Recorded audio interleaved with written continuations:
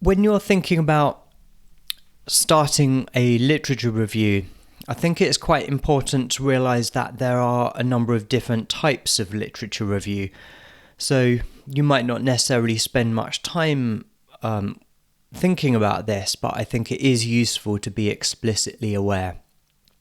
So you could, for example, put literature reviews somewhere in this two-dimensional space.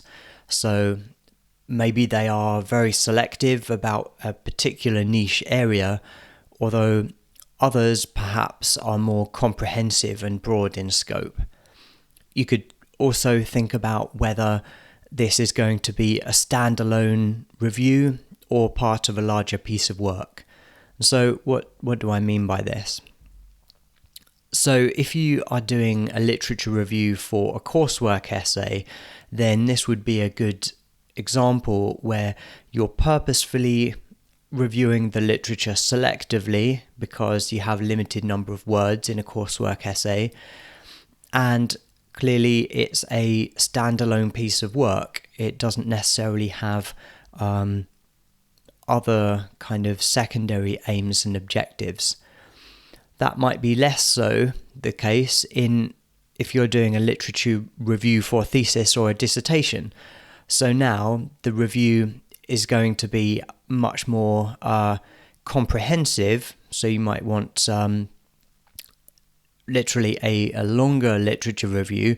You might want to go broader and deeper, but also it's part of a larger work because it sits there in your introduction and it serves multiple purposes of both conveying your knowledge but also setting up the rationale and the motivation for the rest of your dissertation. Another example here would be the introduction to a journal article. So this would be an example of, well, it's part of a larger piece of work because it has secondary objectives, just like what we were saying. It's not just a review of the literature. It aims to motivate the sensibleness of the studies or the study to come. Necessarily, because it's part of a journal article, it's going to be quite focused, and so the literature review will be quite selective.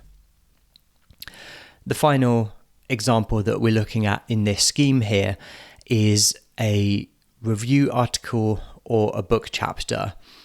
So these are essentially trying to be pretty comprehensive. They could narrow down on a particular focus, but they would typically be longer and would aim to be comprehensive to a certain degree.